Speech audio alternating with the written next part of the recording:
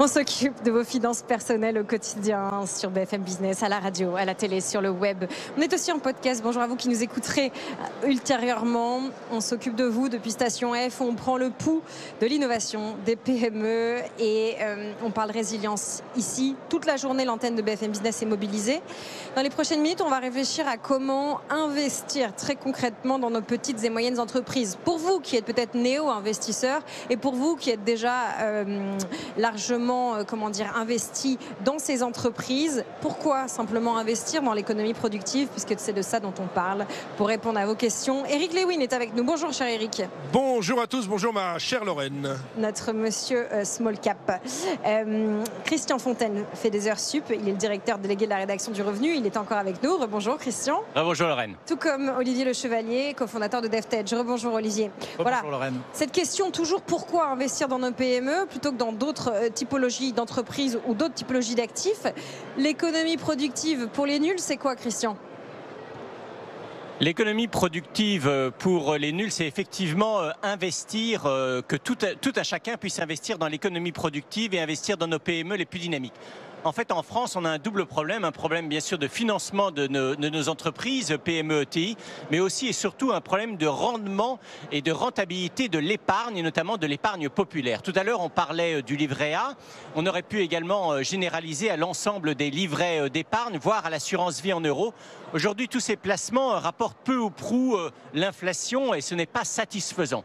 Le rendement aujourd'hui de l'épargne populaire n'est pas à la hauteur des enjeux, notamment des enjeux de financement de l'économie, mais des enjeux aussi de financement de la retraite.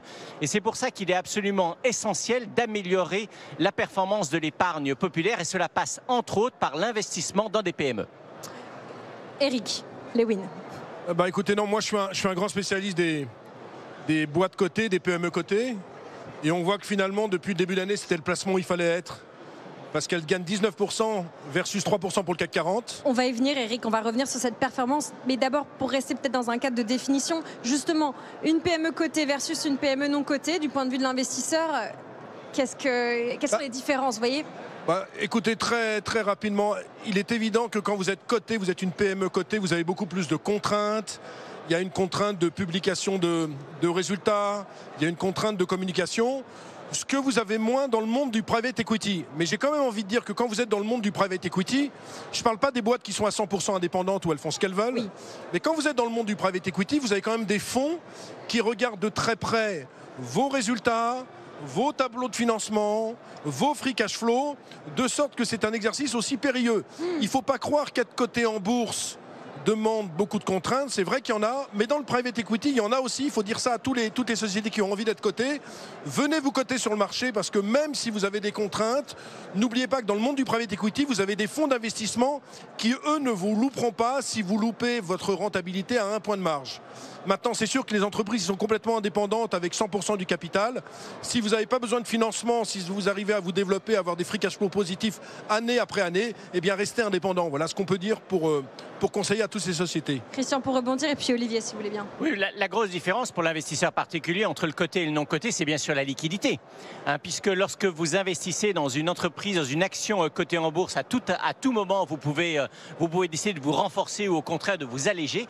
À l'inverse, avec le non coté, je dirais qu'il y a une illiquidité de votre investissement. Vous devez le conserver pendant plusieurs années, souvent et parfois plus de 10 ans. Mais en contrepartie, vous pouvez avoir un espoir de gain qui est encore supérieur à celui des entreprises cotées. Olivier. Oui, non, mais effectivement, ce que je trouve intéressant, tout de moins sur les small et mid cap, ça, c'est que vous avez beaucoup d'offres et beaucoup d'actions où vous pouvez vous positionner. C'est-à-dire qu'elle représente quand même une large 80% de sociétés non cotées, sont quand même des sociétés européennes. Donc elles sont beaucoup plus nombreuses, donc on va pouvoir se positionner sur différents secteurs, différents sujets et pouvoir investir dedans.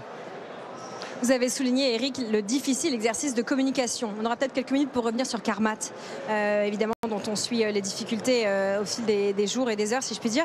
D'abord, parlons de ce qui performe bien. Vous le disiez, le CAC Small, depuis le début de l'année, une performance à 2 chiffres. Oui, plus 18% pour le CAC Small contre 3% pour le CAC 40. Il y a plusieurs raisons à cela que je vais minorer. Un, la baisse des taux est vraiment favorable dans le monde des small caps. Il faut savoir que dans le monde des small caps, 45% de leurs crédits sont à taux variable. Donc dès que les taux baissent, c'est plutôt une bonne chose. Les droits de douane, dans le monde des small caps qui réalisent 85% de son chiffre d'affaires en Europe, finalement les droits de douane n'ont pas beaucoup d'impact. Il y a la Caisse des dépôts qui a investi 500 millions d'euros dans 25 fonds. Donc ça, c'est un événement plutôt favorable. Et puis, ce qu'on remarque, Lorraine, c'est que la collecte repart dans le monde des small. Janvier, février, mars, il y avait une collecte négative. Avril, c'était stable. Et là, on a vraiment une collecte positive. J'ajouterais, dernière chose, qu'il y a le retour confirmé des opérations financières. Il y en a eu pas mal au cours du premier semestre. Il y a eu sur Waga Energy, on est dans le biométhane, plus 27%. Il y a eu M2I dans l'éducation, la formation professionnelle avec une prime de 136%. Donc il y a beaucoup d'opérations financières. C'est vrai qu'il n'y a pas beaucoup d'introduction en bourse à côté. La cote se raréfie.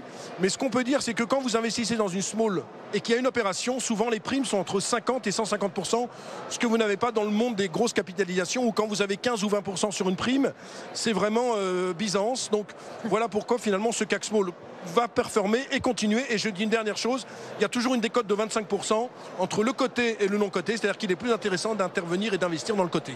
Christian, réaction? Oui, enfin la diversification paye en 2025. La diversification sur les small caps, ça n'avait pas été le cas au cours des dernières années. Il n'y a pas que les 7 magnifiques, il n'y a pas que la tech américaine, il y a bien sûr aussi les small caps européennes. Eric vient de le rappeler, plus 20% depuis le début de l'année. Alors c'est vrai qu'il y a quand même un effet de rattrapage et l'effet de rattrapage risque très certainement de se poursuivre. Il y a aussi les marchés émergents, les marchés frontières dont on parlait l'autre jour. Et puis bien sûr toutes les belles valeurs value européennes. C'est vrai que pour la première fois depuis de nombreuses années, les stratégies de diversification de portefeuille risquent d'être payantes cette année, c'est à noter. Enfin, la diversification fonctionne, Olivier? Exactement, donc il faut continuer à se diversifier, comme je le disais, sur les small et mid cap et toujours aller sur la santé, la défense et la tech.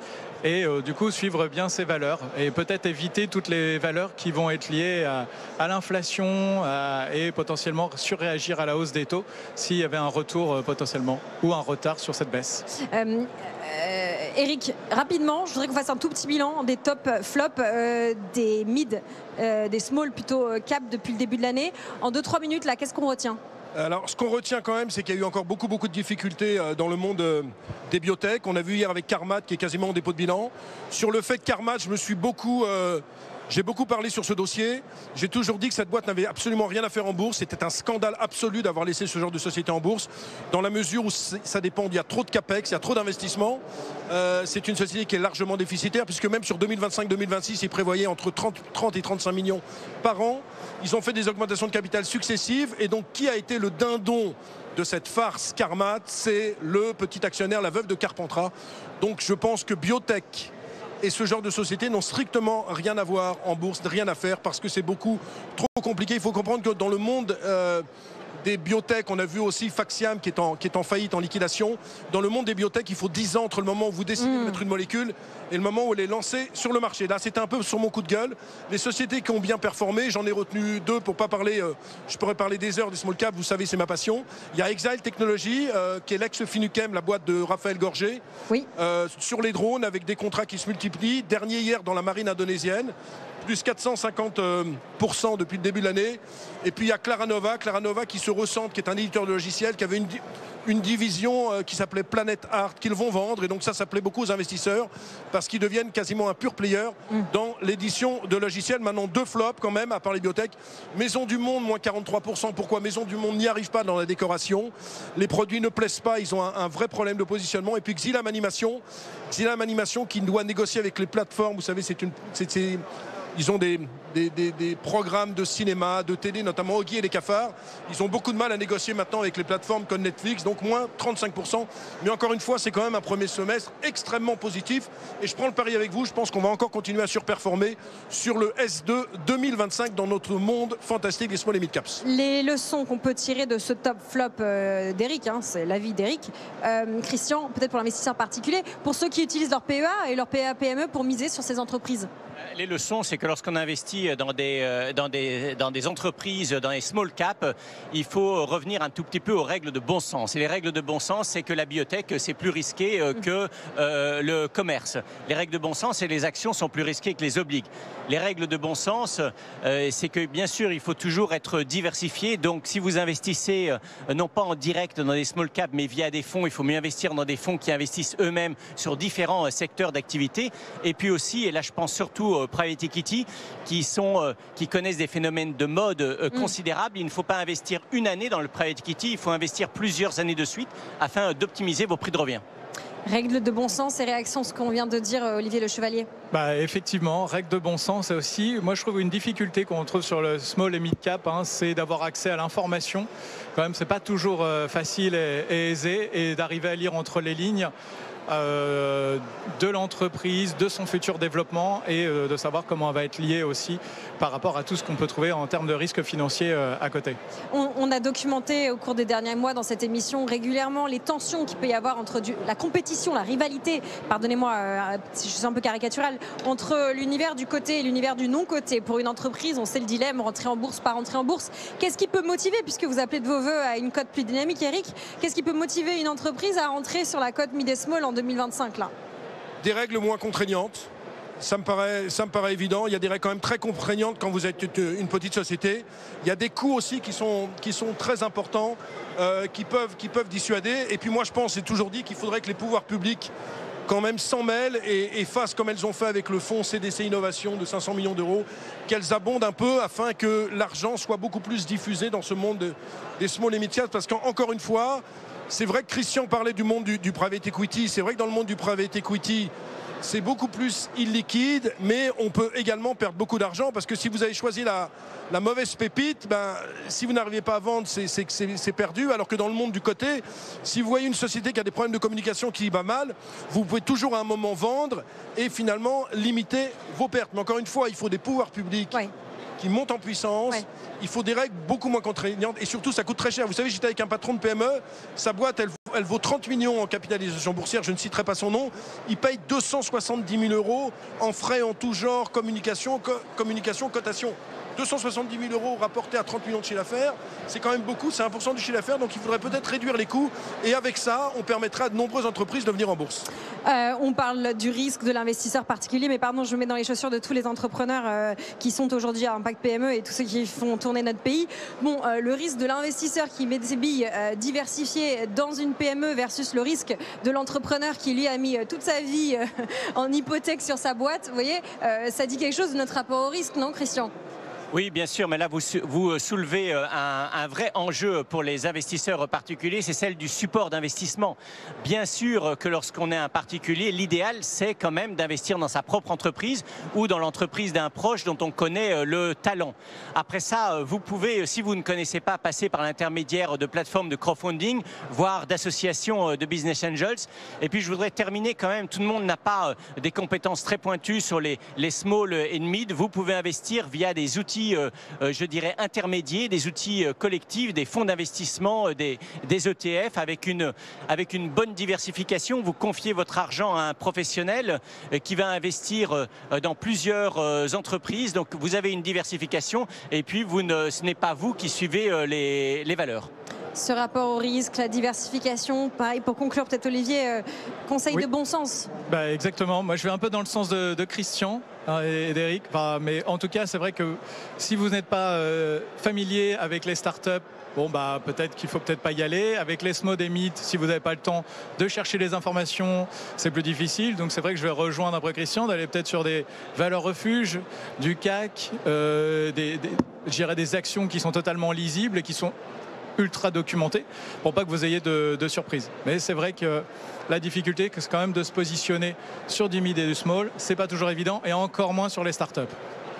Eric, cette différenciation entre start-up et Et PME ou SMID, est-ce qu'elle est vraiment encore viable? On est ici à Station F, il y a plein de PME qui n'ont pas l'étiquette start-up mais qui innovent. Il y a plein de start-up qui en ont peut-être marre d'être qualifiées de start-up, qui sont juste des petites et moyennes entreprises. Est-ce qu'elle veut dire encore quelque chose, cette distinction? Non, moi je regarde pas vraiment, je regarde surtout est-ce qu'il y a de l'innovation ou pas.